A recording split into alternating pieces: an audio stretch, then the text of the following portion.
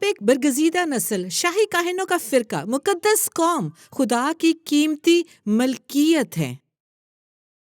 پہلا پطرس 2:9 فرماتا ہے، لیکن تم ایک برگزیدہ نسل، شاہی کائنوں کا فرقہ، مقدس قوم اور ایسی امت ہو جو خدا کی خاص ملکیت ہے، تاکہ اس کی خوبیاں بیان کرو جسے تمہیں تاریکی سے اپنی عجیب روشنی میں بلایا ہے۔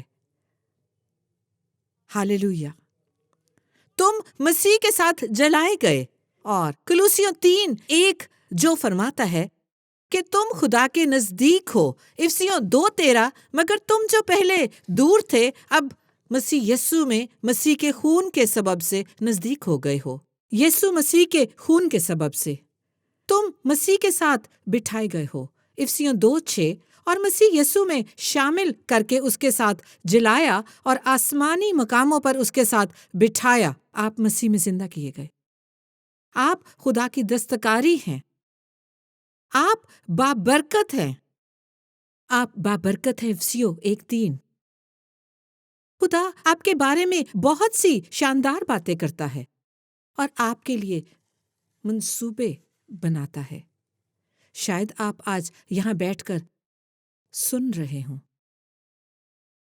یا براڈ کاسٹ کے ذریعے مجھے سن رہے ہوں۔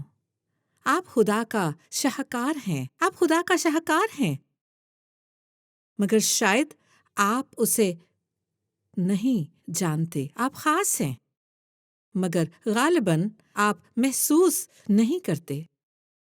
آپ خوبصورت ہیں، مگر شاید آپ سوچتے ہیں کہ آپ کی بابت کچھ ٹھیک ہوتا ہے۔ آپ کا ظاہر، آپ کی شخصیت، آپ کا یہ یا وہ، آپ زیرک ہیں، مگر اس بات کا امکان غالب ہے کہ لوگوں نے آپ کو اس کے برعکس یقین دلا دیا ہے۔ شاید آپ خود کو پسند نہیں کرتے، آپ خود کو خوبصورت نہیں لگتے، کیونکہ آپ اپنی بابت جھوٹی باتوں کا یقین کرتے ہیں، اور آپ اپنی حقیقی شناخت نہیں جانتے۔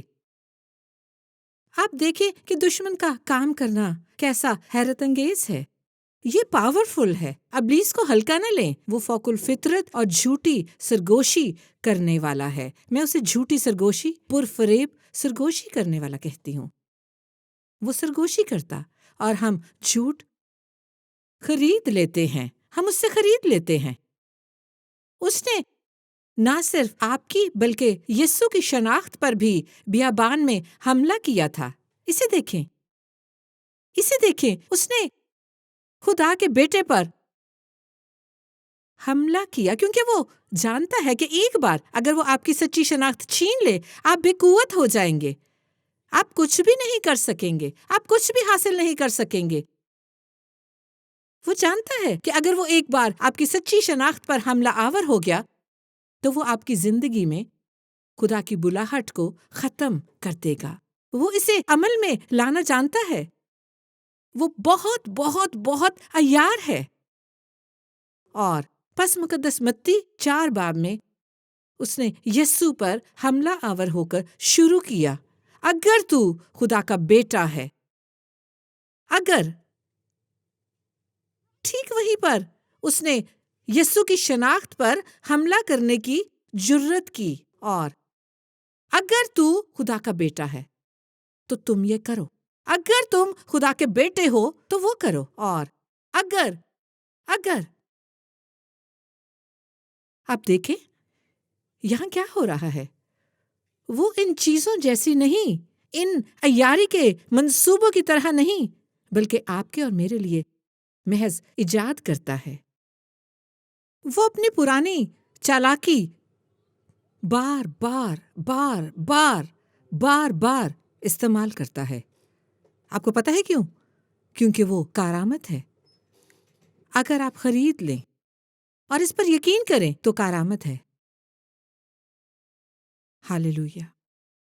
مجھے یاد ہے کہ میں کسی کانفرنس میں تھی کہ یہ شخص مصباح کی بلاہٹ کے جواب میں آیا۔ وہ روئے جا رہا تھا اور رونے کی وجہ سے بات بھی نہیں کر سکتا تھا۔ پس میں انتظار کرتی رہی، میں انتظار کر رہی تھی، اور اس نے خود کو سنبھالا کیونکہ وہ مجھے کچھ بتانا چاہتا تھا، اور اس نے مجھے بتایا۔ اس دن میں عدم تحفظات سے رہائی پر منادی کر رہی تھی، اور اس نے کہا، بہن عشق، میں فقط اقرار کرنا چاہتا ہوں، میں یہاں اقرار کرنے آیا ہوں۔ آپ دیکھیں، میں ایک ڈاکٹر ہوں، مگر میں ڈاکٹر بنا، آج میں سمجھ سکتا ہوں کہ میں اپنے عدم تحفظات کی بنا پر ڈاکٹر بنا تھا۔ میں جانتا تھا کہ برسوں پہلے مجھے دنیا کے بدقسمت مقاموں پر انسانی بہبود کا کام کرنے کی بلاہٹ ملی تھی۔ یہ میری ہڈیوں میں آگ کی طرح تھی۔ میں لوگوں کی مدد کرنا چاہتا تھا، لیکن میں اپنے خاندان اور پست قد کی وجہ سے میرے بہت سے عدم تحفظات تھے، جن کی بنا پر میں نے سوچا کہ اگر میں ڈاکٹر بن گیا تو میری زندگی کی یہ بہت بڑی کامیابی ہوگی، بہت بڑی کامیابی ہوگی، میں بڑی چیز بن جاؤں گا۔ اور مجھے ان برسوں میں احساس ہوا کہ میں عدم تحفظات کی وجہ سے ڈاکٹر بنا ہوں، اور بالکل جیسے آپ نے کہا، میرے عدم تحفظات اب بھی ہیں۔ میں ڈاکٹر بن کر بھی ان سے پیچھا نہ چھڑا سکا، اور میں نے کہا، میری سنیں، خدا آپ کے آنسو دیکھتا ہے، وہ آپ کا دکھ کا رونا دیکھ سکتا ہے۔ خدا آپ کے آنسو دیکھ سکتا ہے، وہ دیکھتا ہے، وہ آپ کا دکھ کا رونا دیکھ سکتا ہے۔ آپ اپنے پیشے، اپنے ہنر اور اپنی ہر چیز کو اس بلاہٹ میں کیوں نہیں ڈال دیتے؟ آپ دیکھیں، کبھی دیر نہیں ہوتی۔ خدا اتنا مہربان ہے، اگر آپ اپنی بلاہٹ کے مخالف گئے تھے تو وہ اتنا مہربان ہے اور ترس کھانے والا ہے کہ اگر آپ لوٹ آئیں تو وہ بحال کرے گا، وہ آپ کو استعمال کرے گا، یہاں تک کہ وہ آپ کے نافرمانی کے دوران اور تجربے کو بھی استعمال کرے گا۔ وہ کوڑا لے کر آپ کو نادر بنا دیتا ہے، وہ شیلف سے گرد آلود کتاب لے کر اسے ایک نوادر بنا دیتا ہے۔ اگر آپ اس کے پاس آئیں تو آپ کو اس کے پاس آنا ہے، تو وہ آپ کے غلط تعلیمی فیصلوں، پیشے کے غلط فیصلے، ادھر ادھر کے غلط فیصلے بھی وہ فرماتا ہے کہ پتہ ہے کیا، میں ان سب کو تیری حقیقی شناخت میں استعمال کر سکتا ہوں، میں اسے بازیافت کر سکتا ہوں، میں تمہیں بحال استعمال کر سکتا ہوں۔ وہ بہت بھلا ہے۔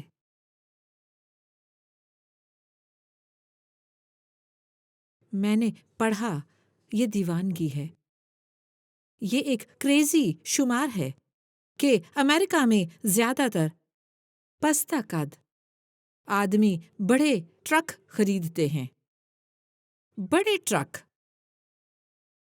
بڑی کاریں، بڑے گھر اور بڑے ٹرک، بڑی گاڑیاں، بڑے گھر، اور یہ سب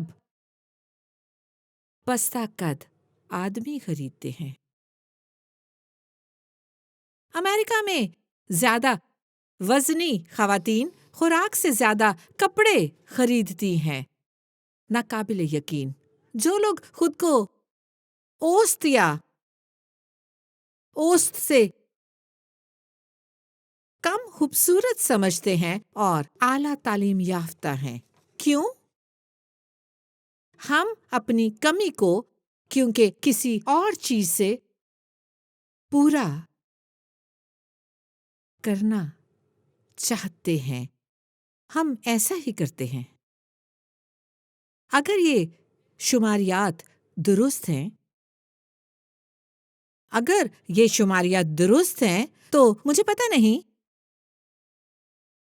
تو پھر مرد ٹرک کے حجم سے اپنے چند انچوں کی کمی پوری کرتے ہیں۔ وہ خواتین اپنے زیادہ وزن کو مختلف کپڑوں سے چھپانا چاہتی ہیں۔ وہ سوچتی ہیں کہ اور ان کے کپڑے ان کو پتلا بنا دیں گے۔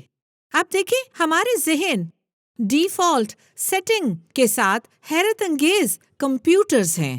غیر شعوری طور پر ہم لا علمی میں ایک حل نکالتے ہیں۔ ہم یہ نہیں جانتے کہ ہم کسی کمی کو اس طرح پورا کر رہے ہیں، اور کمی پوری کرنے کے لیے کوشش یعنی زخم پر مرہم لگانا پڑتا ہے۔ مگر ہم مسئلے کے حل تک نہیں جاتے،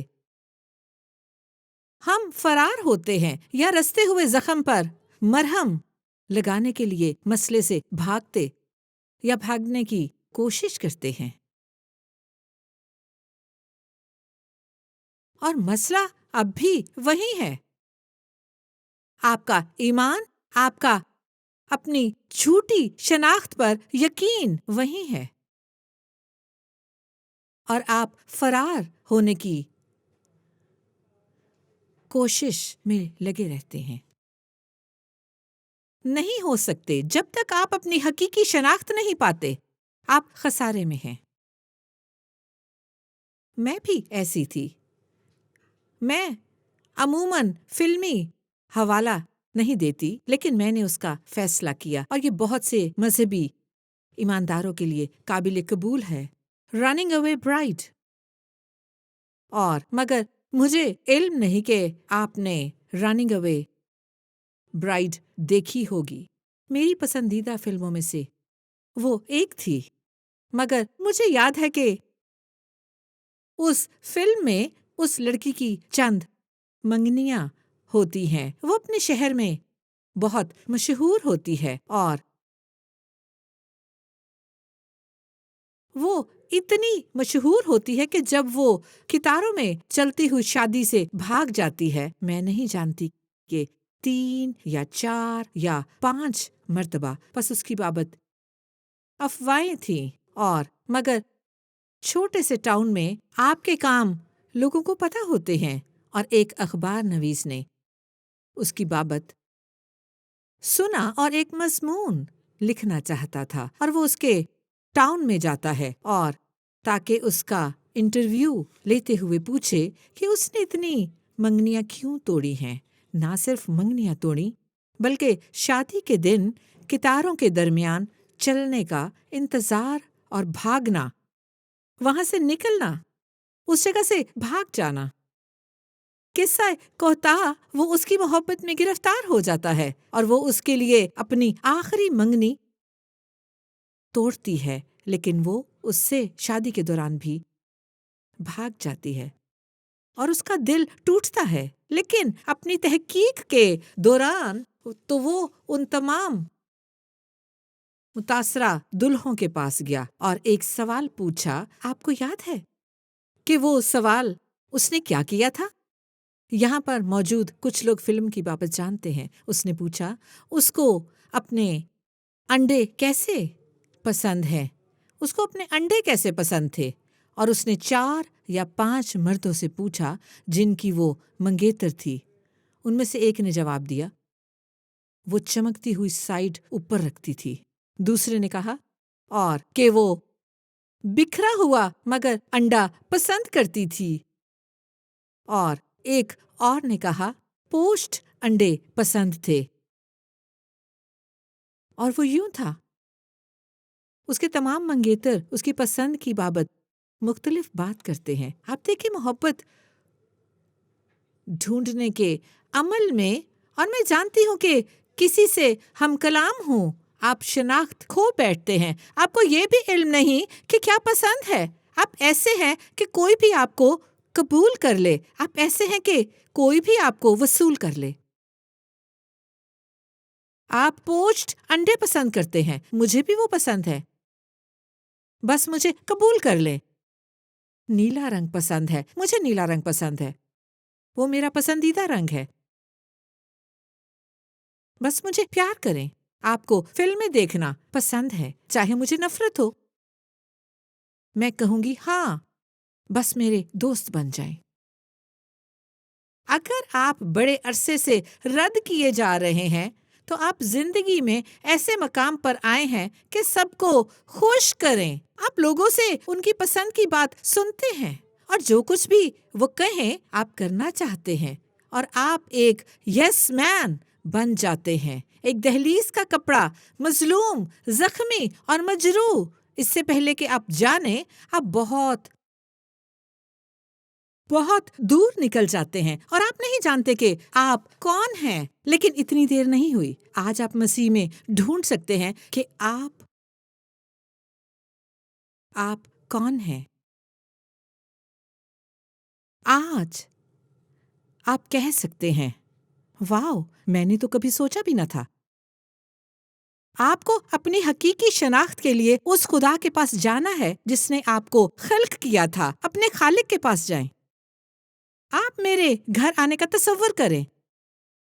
میں گھر میں ہمس بناتی ہوں، میں گھر میں تبولی بناتی ہوں، میں مشرق وسطی اور بحر روم کے کھانے پکاتی ہوں۔ ہم بیٹھے ہیں، میں نے تبولی بنایا ہے۔ فرض کریں کہ بہن سوزن میرے ساتھ بیٹھی ہیں یا نینسی دوسری طرف بیٹھی ہیں، اور آپ کو پتا ہے میں نے ہمس بنایا ہے، پتا ہے میں نے تبولی بنایا ہے، اور آپ مڑ کر بہن سوزن سے ہمس کی ترکیب پوچھتی ہیں۔ میں وہیں بیٹھی اور کہہ رہی ہوں، یہ مجھ سے کیوں نہیں پوچھ رہی؟ میں نے بنایا تھا، یہ میری تخلیق ہے اور میں نے بنایا ہے، میں نے مرکب بنایا ہے، اور وہ سوزن سے اس کی ترکیب پوچھ رہی ہیں۔ وہ تو بحر روم سے بھی نہیں ہے، مگر انہوں نے تو کبھی ہمس نہیں بنایا، لیکن شاید انہیں بنانے کا اندازہ ہو۔ آپ دیکھیں، کیا آپ سمجھتے ہیں کہ مگر میں اس کے ساتھ کہاں جا رہی ہوں؟ یہ آپ کی زندگی رہی ہے، آپ اس کے پاس نہیں گئے۔ میں نے آپ کو بنایا، وہ جس نے آپ کو خلق کیا اور دوسروں سے اپنے ڈی این اے، اپنی بلاہٹ اور اپنے مقصد کی بابت پوچھ رہے ہیں۔ آپ دوسروں سے پوچھتے ہیں۔ واہ! اگر آپ ایسا کرتے رہے ہیں تو آپ لوگوں کو بڑی قوت دیتے رہے ہیں، بہت زیادہ قوت۔ بعض اوقات لوگ میرے پاس آ کر وہ کہتے ہیں، بہن عشق، مجھے بتائیں کہ میری بلاہٹ کیا ہے۔ میں یوں ہوں، میں کوئی روح القدس نہیں، نہ ہی تمہاری خالق ہوں۔ تمہیں اس کے پاس جانا ہوگا جو تمہارا خالق ہے، جس کے پاس تمہارا جی پی ایس ہے۔ آپ مختلف پتے پر جانے کی کوشش کر رہے ہیں، لیکن وہ جانتا ہے آپ کو آپ کے ملک موعودہ لے جانا ہے۔ ایک دن میں نے فیس بک پر اسرائیلیوں کی بابت دیکھا۔ یہ حیرت انگیز تصویر بہت مزاحیہ تھی۔ میں یوں تھی، کیا آپ نے لگائی ہے؟ انہیں ملک موعودہ تک پہنچانے میں 40 برس لگے، اور وہاں انہوں نے گوگل میپ لگایا تھا کہ آپ کے ملک موعودہ پہنچنے میں 11 دن کا پیدل سفر۔ آپ اپنی جھوٹی شناخت میں چکر پر چکر اور چکر لگا رہے ہیں، بے منزل اسی پہاڑ کے گرد۔ آپ دوسرے لوگوں سے راستہ پوچھتے ہیں، بہن عشق، میں ملک موعودہ میں کیسے پہنچ سکتا ہوں؟ فلاں فلاں مناد، فلاں فلاں بہن، ماں، باپ، میں کس طرح اس پتے پر پہنچ سکتا ہوں؟ اور حقیقت یہ ہے کہ وہ آپ کو پتہ بتاتے ہیں۔ وہ سمجھتے ہیں کہ آپ کو وہاں جانا چاہیے۔ آپ کا معاشرہ، آپ کا وطن، آپ کی تاریخ، المیے، صدمے، ہر وہ چیز جو آپ کو پیش آئی، پتہ دیتی ہے، آپ اس پتے کو ڈھونڈ رہے ہیں، جب خدا آپ کو بتا رہا ہے ادھر نہ جاؤ، میرے پاس ادھر ملک موعودہ ہے، میں جانتا ہوں کہ تم کون ہو، میں جانتا ہوں کہ تم کیا بنو گے، میرے پاس تمہاری زندگی کا منصوبہ ہے، میں تمہارے حق میں اپنے خیالات کو جانتا ہوں، خداوند فرماتا ہے۔ یعنی سلامتی کے خیالات، برائی کے نہیں۔ جب تم پورے دل سے میرے طالب ہوگے تو میں تمہیں مل جاؤں گا اور میں تمہاری اسیری کو معکوف کر دوں گا۔ اگر آپ جھوٹی شناخت میں کام کرتے رہے ہیں تو آپ کو شکست پر شکست، ناکامی پر ناکامی ہوئی ہوگی۔ یہ ایک غلامی ہے، یہ ایک بندھن ہے، یہ ایک جکڑ ہے۔ لیکن آج خدا آپ کو یہ بتا رہا ہے، میرے پاس تمہاری زندگی کے لیے منصوبے ہیں، میرے پاس آؤ۔ مگر خدا یہ آپ کو بتا رہا ہے کہ میرے پاس آؤ، اور آج مذبح پر آئیں، آئیں آئیں آئیں آئیں اور یہ سادہ سی دعا کریں، اور آپ اس سے کہیں، پاک روح، میں یسوع کے نام میں منت کرتی ہوں کہ مجھے مکاشفہ دے